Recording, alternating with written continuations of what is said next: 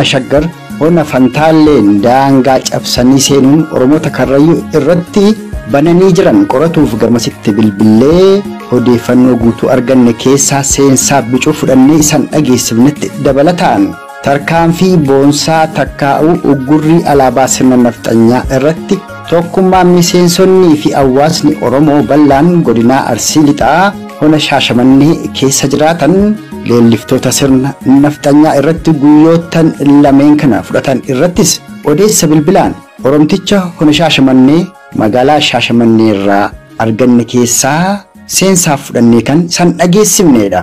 Odeessi Oromoota godinaa Matakkal lamarraa bilbilaan arganne kan Oromticha godinaa Arsii Lixaa magaalaa Shaashamannee irraa argannee fi kan Oromticha ona Fantaallee irraa arganne kun cuftu sagantaa kana keessatti kan isiniif dhiyaatu ta'a.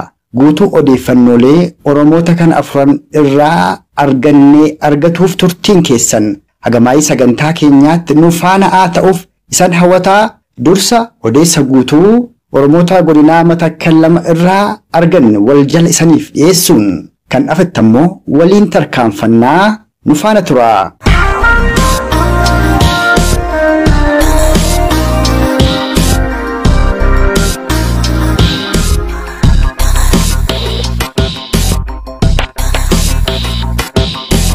Ingata Usman kana ada bersama Oromoo irratti waraana nurratti banan ture. Gaafa jimaataatti moo sanbata duraadha? Sanbata duraa kanama. Tole eessatti gaa? Naannoo Tulluu Diimtuu hojiitti kan jedhamu irratti waraana dhukaasa faana gaafa duraa ajjeesanii nama miidhaatti galtan jiru wayyaanee godhe. Simshaneedha maaloo jedhaniiti namoota keenya ajjeesan miidhaa irratti kennaan isaan awwaala dhaquuf isaan mutu isaan karaa diingata deemaa jiranii isaan eeganii dhukaasa irratti bananii namoota keenya irratti. Warrummaa amma mootummaa bilchiginnaa kan Abiyyi kanatu kana godha. Isaan warra bilchiginnaa kanatti waraana humnaa olirree dhangalaasan jiru isaanitti adda bilisummaa warra naannoo keenya Matakkal godina Matakkal keessa socho'aa jiru irratti dhukaasa bananii namoonni keenyallee kan goddaamillee jiru namoonni isaanii immoo akka nama 15 tokko akkasuma miidhamaniiru. Isa booda maaltu ta'e gaame eessatti immoo jumlaadhaan guggaan kun raawwate akkuma amma baatii darbe keessa namni 200 ol bakka tokkotti dhume torba darbe keemmoo namni 150 ol keessumaawwaniif shamarraniif maanguddoonni dhuman ammas waan akkasii raawwatee jedhu. Ammas raawwataama jira amma ganda qorqaa boonfoo albaasaa kan jedhan irratti sumarraa kanallee dhukaasa banaa jiru waraanni kun coosaa jiru. Suma kaleessaa kanallee immoo uummanni nam tokko keellee jiru akka ganda torbaa bilisummaa Oromoo kan Sumboo Siree, Albaasaa, Muuzan, Gafaree, Qorqaa, Daalatti, Caancoo, Goongoo kan jedhamu bulshee ture ganda torbadha. Waraanni bilisummaa Oromoo Oboon? Oromoo Oboon kana bulshan turanii amma kanammoo garuu isaan kan keessa galanii uummata naannoo ganda sanammoo amma ammaa kanallee dhukaasa irratti banaa jiru amma ammaa kanallee mullee bakkuma bakka toortima barbaannee jira malee bakka tokkorra jira. Attam lola kanaanoo miidhaa attamiitu qaqqabaa jira gara loltoota PP yookaan koloneel Abiyyiin gama Oboon injifannoo attamiitu galmaa'aa jira akka waliigalaatti hawaasni Oromoo maal keessa jira gandeen torban kun amma hona kam keessatti argamu? Gandeen kun Oboon illee mammaatti nagumarra jira gandarraa baraadhuma bosona kana keessa socho'aa jiru nyaata dhabuudhaaf waan adda addaa dhabuudhaan irraa kan darbe mammaatti nagaallee jira. Mammaatti nagaa jira garuu waraanni Abiyyuun kun immoo shamarroonni maanguddoonni baay'eetti miidhaan isaan irra gahaa jira amma mammaa kanallee iddoo tokko dhukaasatti banamaa iddoo tokko immoo walitti qabaa jiru waan isaan gochuuf walitti qabaa jiran kanallee hin beeknu malee. Iddoo isaan amma shamarraniif maanguddoota walitti qaban kun hona kam ganda kam keessaa? Qorqaadha. Gandi qorqaa kun haala adda bilisummaa Oboon keessatti argama ture. Ganda Oboon amma ammaattillee bulchaa kan keessa socho'aa jiru keessa masaan galanii biyya sana walitti qabannaan nam tokkollee kan jiru dubartoota shamarranoota walitti qabatanii waan warra naga deeme warra bosona dhaqee waan haadaniiti amma ammaa kana sassabaa godhaa jiru nutti fakkaatu walitti waamaa jiru namnillee kan dhibeen jiru akka nuun jedhaa jiru. Walumaa gala Oromoota Matakkal kanarratti akkuma walloodha yeroo dheeraaf gaama duulitti gaggeeffamaa jira waraanni bilisummaa Oromoo Oboonis ammoo yeroo garaagaraatti dhaqee duula kanarraa deebisuu yaalaa ture honoota magaalota keessatti illee warra hidhamanii jiran illee rukutee baaseedha ture dhiyeenya kana akkuma lolli Oromoota Matakkal irratti jabaateen humni obbo naannoo sanaas jabaatee jira jedhama. Kana irratti waan jettan nuun jettu akka waliigalaatti ammoo amma lola irratti banamee jiru irratti dabalataan uummanni Oromoo gamasii midhaansaa gubatee qabeenyi isaa barbadaa'ee lakkoo beelaafillee saaxilamee akka jirudha qaamota garaagaraa irraa kan dhageenyu isinillee sanuma dubbataa jirtu sanas immoo oolchuuf maaltu ta'uu qabaa irratti illee yaada keessan nuu qooddu. Dhuguma gaan gubataa jirra waliin keenya badaa jirra manillee taanee manni kun adda bilisummaa Oromoo cicciruusaa jirtu kan labaa jirtu kan jedhani manallee gubaama jiru namni sidu'aama finaata jiru amma ammaa kanattillee nullee ittuma fufaadhuma jirra amma jireenya keenyatti namoonni keenyatti ittuma deemaama jirra naasa kanaan hunduu ballee kan ulee bisullee hin jiru gaamuma nama sadiitti amma galluttillee waan tokkollee mini amma kana gaafa sanbat duraa sana jammaran yeedee galgala kan isaanii katamatti sana seenanii. Katamaa kam? Katamatti qotaa kana kan sana seenan karaarra xinnoo bootaan sun bishaan hin qabu waan adda addaa hin qabu sanbat duraa kan ganama isaatti tokkoon jammade amma kaleessaa ture xinnoo bootaa akka wanni gochuudhaan katamatti kana seenanii yeedee galgala kan isaan amma namoota sochoosaa jiran malee namoonni keenya mannis gubataa jira namnis du'aa jira amma tokko lamattillee galluttillee humna amaaraas hidhannoon amaaraas nurratti kaa'aa mikinaata jiruuf amma isaan olii galteedhumaan Oromoo Matakkal keessa jiru hin buqqaamna hin galchina Oromiyaatti galchina mikinaata dhaniif garuu immoo hin buqqaamna malee nama buqqoollee minii hin sochoonuu waaqayyoon wajjin jira garuu immoo dhaamsa keenya Oromoo bal'aan nuugaa akka isaanii nu iddoo garuu bishaan abbayyaatu jira yeroodhaan nu qaqqaban adda bilisummaa Oromoo bishaan qabatan jirus akka isaan nu qaqqaban dhaamsa keenya isa kanallee dabarfanna malee nu uduruu bal'ee nu reebisus hin jiru ittuma deemaa jira. Kan isin dubbattan humnoonni Amaaraallee warruma Abiyyi kana waliin taa'anii akka isaan sirriikutaa jiranidha dhugaadha jarri tokko warri Beneeshaangul warri mootummaan koloneel Abiyyi hidhachiises immoo Oromoota Matakkalitti jiraatuun yeroo garaagaraatti dubbatamaa ture amma humna meeqa kan isinitti dulee lola isin irratti banaa jiru kun akka isin raawwachaa jirutti humnoonni kun hedduu ta'uu isaaniiti. Karaa adda addaas humna Amaaraa kun miilishaasaaf liyyuu waliinsaas nurratti ka'aa jira. Waraanni biyyi kunis nurratti fidee nurratti kanitti makiinaan 8 nurratti naqaa jira. Kana uummata akkasii ta'aniiti isaanii uummata kun adda bilisummaa Oromoo biyya kanarra socho'uu hin danda'u Oromiyaa dhaqee malee Beneeshaangul Matakkal kana immoo hin danda'u kan jedhan nurratti ka'aa jiru nu horsiisaa jiru. Kanaa immoo nus galata waaqayyoollee haa ta'u malee kan hunduu badeessisuu namoonni keenyas waamaas hin ta'ani humnallee gaazexeessinellee qabna gaama nu keessa ammaattillee kan goddaame hin jiru uummatoota kan isaan miidhan uummatoota dubartoota nama gabaabaa eegalu kaardii bittaati geggeessaa dhufte jedhaniiti ganda gaaressaa keessatti kan isaan amma nama ajjeesaa jiran namoonni duudaniillee immoo kan hin awwaalamin jiru uummanni Oromoo kan hin awwaalamin jiru immoo kan miidhamarra jiru silmaada ishee deemtu akka geggeessitu waan adda addaa deemsistu jedhanii kan isaan ajjeesaa jiran namoota sana immoo awwaaluu dhannee awwaaluu hin dandeenye namni keenyas awwaaluu hin dandeenye hin awwaalii naqaas kan isaan jiranii ganda gaaressaa keessatti qeerroon keenya miidhamarratti adda bilisummaa Oromoodha shanii jedhanii rukutaa jiru amma rukutamanii kan hin awwaalamillee jiru. Warri amma ganda gaalessaatti rukutamanii ajjeefamanii hin awwaalamin kun yoomorra ajjeefamaniidha lakkoofsi isaanii yoo wanti adda ba'ee beekame jira laata. Nama afur ajjeesanii gaafa jimaata ajjeesanii. Jimaata ajjeesanii namni akka awwaaluu dabalatanii oboon immoo awwaalatuun gaafa sanbattuudha ganama isaan hin dandeenye awwaalla aduu keessadhanii isaa deemanii xiqqaasaa irratti banamootaa qabatanii ta'anii. Tole. Namni afur ammaattillee awwaalamanii ma jiru. Isaan kun namootuma keenya namootuma qeerroo namoota abbaa qabeenyaa namoota hojii hojjechuu danda'u nama mataa isaa bulfatu adda bilisummaa deemsisanii rukutanii ajjeesan. Maqaa Oromoota ajjeefaman kan afuran keessaa nama beektan qabdu laata? Maqaan isaanii tokko Maammoo Qanaatee jedhama. Inni tokko Gabulee Caraanaa jedhama. Inni tokko Abdiisaa Tiibbaa jedhama. Hayyee. Inni tokko immoo Argataa Sambatoo jedhama. Jiroonni kun Oromoo ta'uu isaaniitti duran malee maanguddoodha. Abdiisaa sanatti qeerroodha akka giddu galeessa malee Oromoo ta'uu isaaniitti kan isaan duran malee adda bilisummaa Oromoo kunis kan waan tokko godhanis hin qabanii sagantaa kana darbaraa jiru hojjetaa jiru limaata hojjetaa jiru Oromoo ta'uu isaaniitti addana kanaan darbanii marqutanii jiran namoota kana.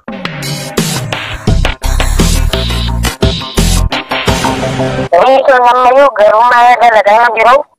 Garumah jala jira bara kubara maaf kuda jadi karena ada deviannya ka wasita jiru. Terbang dari seste arasi dukaan rat mana jira. Nanti mana kedini bosan saya kan jiru rumah laga saya jira. Tole. Orangnya kira nurut itu saya mana gua jira mana ada daimani abba dia abba warra mana gua jiru. Hayyee. Dan itu saya laga jira umman kaya bayan yang baru keessatti dia kaini jiru laga kaya dia kaini sorbe jira kani awala de jira kani laga cilagarratti nyaata jira. Hayyee. yeroo laachuu dhaqu irratti rukkutamee du'a namni akkatti dhaqee argatu dhabee baay'ee jooreeti kan inni lagatti galee jiru. Amma kana uummanni bal'aan walakkaan laga jira, walakkaan badee jira, walakkaan lubbuun hin jiru, walakkaan lubbuun isaa jiratee kan hin jirre jiraachuu danda'a. Saba keenya warra Oromiyaa irra jiranii bakka itti nu gaati nu dabarsa.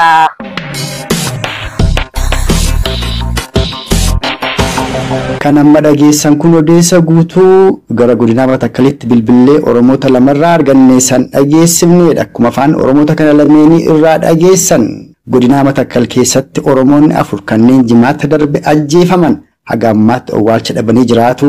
Oromoonni kunis Maammoo Qanaatee, Gamulee Caraanaa, Abdiisaa Tibbaa fi Argataa Sambatoo ka jedhaman yoo ta'u, warri kun miseensa jaarmiyaa kamiyyuu kan hin taaneef sababuma Oromoo ta'an qofaaf kan ajjeefaman ta'uu odeessa Oromoota kanarraa argannee sin dhageessifneen kan dhageessanidha. Dabalataanis gandeen godinaa Matakkal kanneen akka ganda Somboo Siree, ganda Albaasaa, ganda Gafaree, ganda Moozaan, ganda Qarsaa, ganda Daalattii, ganda Caancoo fi gandi Goongoo jedhamu yeroo dheeraaf bulchiinsa yookaan to'annoo waraana bilisummaa Oromoo WBO jala kan jiru ta'uu lola erga guyyaa 4 darbanii as gaggeeffamaa jiru keessatti waraanni bilisummaa Oromoo WBO'n injifannoo boonsaa galmeessuu loltoonni Koloneel Abii kan Special Force jedhaman danuun achitti WBO'n obbaafamu agammaattis lolli sun itti fufee jiraatu. Hawaasni Oromoo bal'aanis akka Oromoota Matakkaliif dirmatan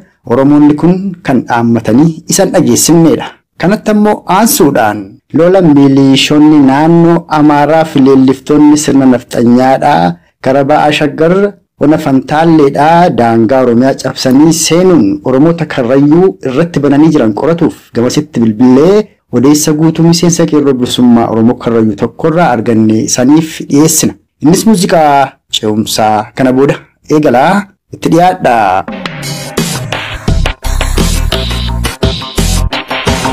Kamisuma arraa kana umni Amaaraadhaa kara ba'aa Shaggarri ona Fantaalleedhaa seenuun Oromoota Matakkal irratti lola banuu. Oromoonni Matakkaliif miseensonni qeerroo bilisummaa Oromoo immoo wal ta'uudhaan haleelanii ofirraa deebisuutu himamaa. Mee haala kana uummata Oromoof ibsi. Haalli jiru baay'ee namatti ulfaataadha. Amma naannoo keenya godina Shawaa Bahaa ona Fantaallee Karrayyuu irratti uummanni naannoo Amaaraa fi uummanni Oromoo Karrayyuudha.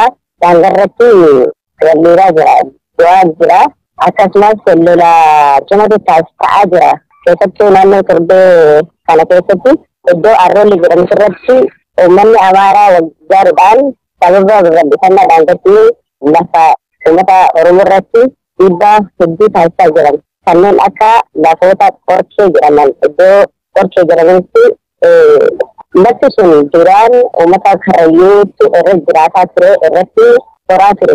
Amma lafa san sababa babal'ifannaa lafaatiin hanga naannoo iddoo Qorkee jedhamutti alaabaa mootummaa naannoo Amaaraa dhaabbatanii iddoo san irratti uummata keenya ajjeesaa jiran ammas dabalatee iddoo Arroolli jedhamu kan uummanni Oromoo Karrayyuu duraanii horii isaa irratti fudhachaa ture lafa nagaraa irratti sababa babal'ifannaa lafaatiin irratti qubatee uummata irratti dhukaasa hedduu banaa jira yeroo ammaa kana. Garuu biyyaa sadan kalee dheengaddaa fi biyyaa har'aa kana lola cimaatu taasifamaa ture uummata Oromoo Karrayyuu irratti. Gama lachuun lubbuun namaa darbullee baatu garuu lolli taasifamaa ture baay'ee cimaadha. Egaa naannoo sanitti lolli kun har'a miti kan eegale duruma durii kaaseeti ture. Yeroodhuma ilma abbaa gadaatu mana masaraa mootummaa seenee mootummaa Oromooti jedhee Oromoon jireessi waggaa lamaan kana faarsaa fi dhiichisaa ture. Jalqaba tokko jedhanii warri Amaaraa kun akkasumas warri Affaarii Oromoota Karrayyuuf Walloo irratti lola banaa turan. Yeroo sanas gaagama guddaatu Oromoota Karrayyuudhaan mudatee ture. Haa ta'uuti ofirraa deebisanidha turanii. Yeroo Oromoon Karrayyuu ofirraa lolatu immoo mootummaa naannoo Oromiyaa akka jedhamu kun cal jedhee itti ilaalaa akka ture. Inumaayyuu yeroo Oromoonni Karrayyuu jabaatanii duulatti baname kan ofirraa dachaasan gidduu seenanii akka Oromoonni Karrayyuu rukutamaniif haala mijeessaa akka turan meeshaalee irraa hiikaa akka turantu beekama. 2008-19 keessa kan ammaa kunoo attami. Bara durii irraa jalqabee sababni daangaa kun baay'ee ummata Karrayyuu kanarratti dhiibbaan guddaan taasifamaa ture beektaa. Garuu kan ulfaataa ture bara wayyaana irraa jalqabee hanga ammatti amma immoo daran cimee itti fufee jira. Keessattuu kan yeroo ammaa bifa addaatiin daangaan baay'ee seenamaa jira. Gara daangaa Oromootti achas seenamaa jira. Uummanni Amaaraa alaabaa isaanii dhaabbatanii jiru. Keessattuu waggaa lameen amma mootummaa Oromoo jiran kana keessatti daangaan baay'ee qabee jira. Keessattuu naannoo Qorshee yoo fudhanne karaan itoo Jibuutii wal qunnamsiisu naannoo sana keessa ba'a. Sababa karaa kana qabachuudhaaf jecha haambi xiqqoo Qorshee jedhamu sana keessatti alaabaa mootummaa naannoo Amaaraa dhaabanii jiru. Lafti Arroollee dhiibbaa kanaan uummata Amaaraa jala galii qabaa jedhee akkasitti qabatanii jiru. Kanarraa kan ta'e keessattuu waggaa lameen amma keessa jiru kanaaf baay'ee ulfaataa jiru. Garuu saniin dura keessa ittuma jira. Waan baay'ee saniin dura lafa jiru. Mootummaan naannoo Oromiyaas kana dhibba lamaan dhaabbatee ilaalaa jira. Homaa wanti furmaata inni kaa'ee jiru furmaata inni godhee jiru. Yoo uummanni keenya qawwee dhukaase qawwee san fuudhanii gara waajjira poolisii aanaa yookaan waajjira poolisii magaalatti galchanii hidhanii namni nama ajjeesuuf sunniidhaan barbaadamaa shiftaa ta'e alatti ilaalamaa ture. Bifa akkasiitu uummanni keenya hanga ammatti daraaraa guddaa keessa jira. Meeshaa waraanaa gurguddaadhaa warri Amaaraa kun kan hidhatanii Karrayyuun haadhaa jiran. Keessattuu kan guyyaa irraa dhukaa ture meeshota waraana gurguddoo makarayyaa bireen faanatti fakkaatan. Gurra guyyaan dhagaan ture guyyaa irraa. Ganama sa'aatii 12 jalqabee hanga sa'aatii 4 irra ture kan booda ni dhaabbata. Egaa ati dirmannaatu barbaachisa Oromoota Karrayyuuf kanaan duras yeroo garaagaraatti lallabaa turre Oromoota Walloof keessumaati Matakkalii fi akka walii galaatti ammoo Oromoon rakkoo kana jalaa ba'uuf tokkummaan qabsaa'uu qabatimee maal dhaamta Oromoof? Ani gama kootiin wanti danda'amu uummata Oromoo itti Karrayyuutu ona tokkicha keessatti waliin jiraataa ture. Ji'a lameen dabran kana keessatti uummata lameen kan afaan wal deebisanii walitti buusanii amma immoo uummanni kun sababa harka wal hin qabneef sababa wal gargaaruu hin dandeenyeef dhiibbaan uummata Amaaraa irratti waan taasifamuu jiruuf uummanni Oromoodhaa akka birmannaa taasisaniif kanan dhaamate akkasumas babal'ifannaan daangaa kun uummata naannoo Amaaraa biratti akka bartee ta'ee waggoota lamaan keessa jiru kana keessatti sababa itti fufeef uummanni Oromoo Karrayyuudhaa birmannaa guddaan akka taasifamuuf egaa asirratti ammas wanti itti dabalee ibsuu barbaadu uummanni naannoo Amaaraa hidhatee jira leenji'ees jira. Leenjii baay'ee taasisaa jira. Keessattuu waggaa lamaan darban kana keessatti meeshaa waraanaa gurguddaa hidhatee jira. Uummata kana irratti bakka lola seenuyyuu kayoo kataasifni taate wanti bakka duubatti nuti ibsu tokkollee waan hin jirre jedhee dhaabbataa jira. Yeroo ammaa kana keessatti horiin re'ee uummanni keenya naannoo horsee bulaa kana keessatti waa baay'ee hunda jalaa fudhataa jira. Saama jira. Asirratti naannoo kana keessatti amma yeroo ammaa kana haalli jirullee qabbanaa'u wal hiriin tokko ni jira. Mootummaan uummata lameen kana walirratti beeksisu uummata jiraan tokkummaadhaan diina ofii irraa ittisaa ture. Amma yeroo ammaa kana keessatti isitti Karrayyuu wal qoqqoode. Sababa saniif uummanni kun yeroo ammaa kana keessatti karaa lama hiramee jira. Garuu amma karaa kallattii daangaa mootummaa naannoo Amaaraa suniin lolli ulfaatatu as deemaa jira. Gara fuuldurattis itti deemaa jira. Kanaaf uummata Oromoo bal'aarraa akka birmannaan godhamuuf hin jedha.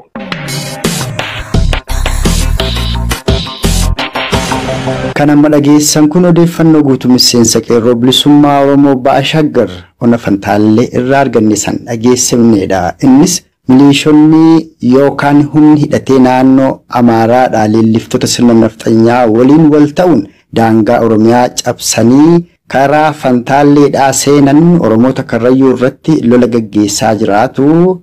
Gandeen ona Fantaallee fi lafa Oromoon Karrayyuu irra qubatee jiru danuu keessa alaabaa ofii dhaabbatanii jiraatu. Qaamni kun meeshaalee waraanaa ammayyaa gurguddaa hidhatee kan jiru ta'uudha. Miseensi qeerroo bilisummaa Oromoo Ba'a Shaggar ona Fantaallee kun kan raadiyoo sagalee walabummaa Oromiyaatti meeshaan dhageessifne. Dabalataanis hawaasni Oromoo tokkummaadhaan falmaasaa itti fufuu akka qabu Oromoota Karrayyuu biras waan dandeen dhaabbatu akka qabudha. Kan miseensi qeerroo bilisummaa Oromoo Ba'a Shaggar ona Fantaallee kun dhaammateenus isaan dhageessifne. Maayii irratti ammoo guyyaa lamaan kana leelliftoonni sirna nafxanyaa Oromiyaa keessatti dhalatanii guddatan ayyaana takkaa'u amantaa golgaa godhatuudhaan alaabaa Minilik kan sirna nafxanyaadha. Guyyaa lamaan kana kibba ba'a Oromiyaa godina Arsii Lixaa magaalaa Shaashamanneef onoota godina sanii garaagaraa keessatti yeroo isaan mirmirsuudhaaf tattaafatanitti miseensonni qeerroo bilisummaa Oromoof hawaasni Oromoo bal'aan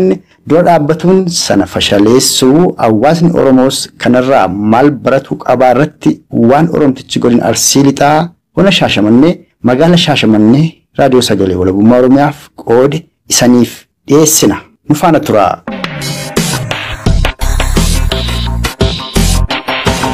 Ona Shaashamannee fi onoota godina Arsii Lixaa garaagaraa keessatti hidhaan akkuma itti buufetti akka jiru addatti immoo guyyaa lamaan kana ayyaana sababeeffatuun alaabaa Minilik kan Oromoo fi Oromiyaa irratti gidirfama guddaa fidee arrallee warri sirna sana deebisuuf tattaafatanii fannisuudhaan bakka adda addaatti mul'isuu walqabatee qeerroon Oromoo godina Arsii Lixaa dura dhaabbannaa gaggeessan jedhama guyyaa lamaan kan sanaanis gaagaara jedhama. Mee dhimma sana haala waliigalaa godina Arsii Lixaa keessumaa magaalaa Shaashamannee mudate irratti yaada kennuu qoodi.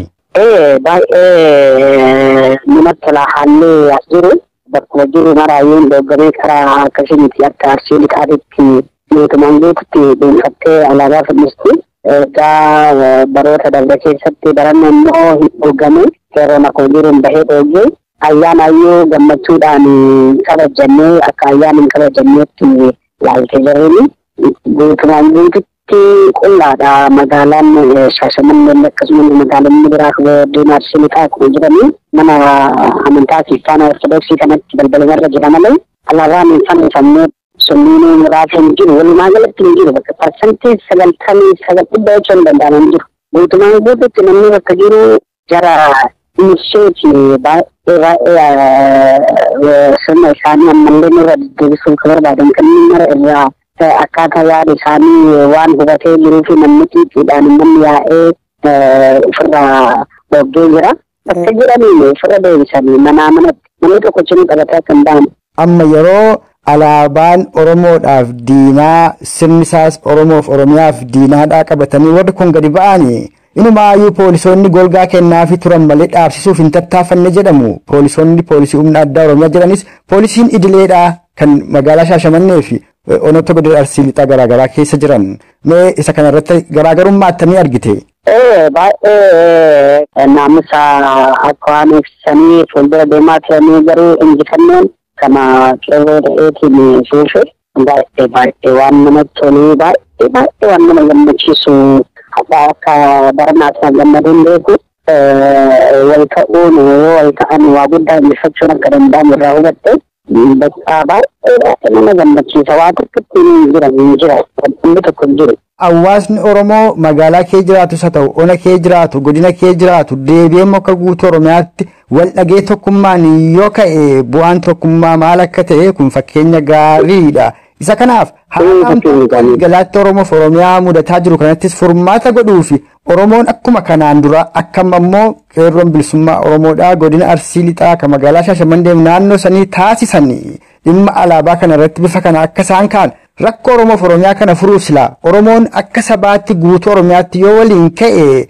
rakkoon kun salphaatti Oromoo irraa jigdi Oromoof furmaanni dhufa. Isa kana irratti meeti maal jetta silaa Oromoon akka sabaatti ka'u maaltu dhowwee yoo ka'e bu'aa akkamii qabaata yoo immoo akkasumatti callisee taa'ee miidhaa akkamiitu itti dhufuu danda'a irratti mee yaada kennu qoodii dhaamsaan xumurraa. Walii galatti kun fakkeenya guddaadha ta'eera ayyaanni har'aa kun namni Oromoo kanarraa hubatee tokkummaan yoo qabaatee cinaa hundaa guddinoota hundaa bakka jiru irraa tokko yoo ta'e wal marsifachuu dhiisee wal qeequu dhiisee bakka tokko yoo deeme fuulli isaa bakka tokko yoo ilaale diina keenya maqaa hoffaa qabatanii irra socho'an kanneen torbaan tokko osoo isaanii irraa hin balleessu akka danda'amu irraa hubatamu wanni kun tokkummaan baay'ee barbaachisaa tokko taanee wal caqasuun waa guddaadha ni fayyada. Uummanni Oromoo galaana kana fuuldura illee inni akka dhaabatu hin dandeenye irraa hubanne kana. Kan maa'ii irratti tasan dhageessifne tarkaanfii miseensonni qeerroo bilisummaa Oromoof hawaasni Oromoo bal'aan godina Arsii Lixaa magaalaa Shaashamanneef onoota godina Arsii Lixaa garaagaraa dhaaleen liftoota sirna nafxanyaa takkaa'u alaabaa isaanii akka isaan onootaaf magaalota godina Arsii Lixaa keessatti hin fannifanneef danqaa isaan human yookaan dura dhaabbannaa isaan taasisan sunis ammoo tokkummaan waan raawwatameef qaamonni Koloneel Abiyyi illee tarkaanfii fudhatu kan hin danda'in ta'uu hawaasni Oromoos kanarraa waan guddoo baratu akka qabu fuulduras tokkummaadhaan falmaasaa finiinsee sirna koloneeffattoota impaayera Itoophiyaa darbaa dabarsaan as ga'e kana tokkummaan Oromoon ofirraa fonqolchuun biyya isaa Oromiyaa walaba akka baafatu bilisummaa mataa isaa akka dhugoomfatuuf mootummaa birmaduu Oromoof Oromiyaadhaa gadi dhaabbatuufis tokkummaan Oromoo faayidaa guddaa waan qabuuf Oromoon tokkummaan ka'ee falmaasaa finiinsuurratti dhaamsa yookaan yaada Oromticha godina Arsii lixaa magaalaa Shaashamannee irraa arganne kan maa'ii irratti san dhageessifne kana fakkaata.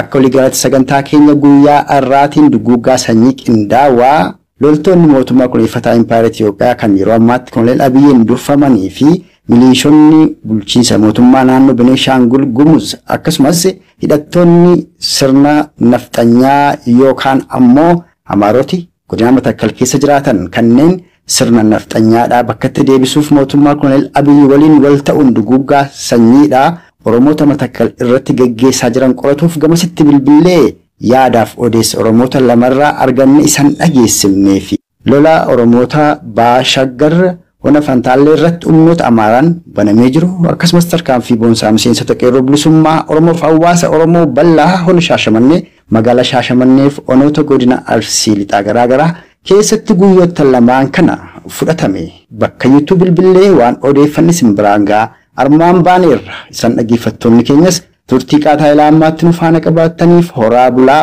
maa'ii irratti tokkummaa Oromummaan uumaan waliin nu dhalee jabeeffataa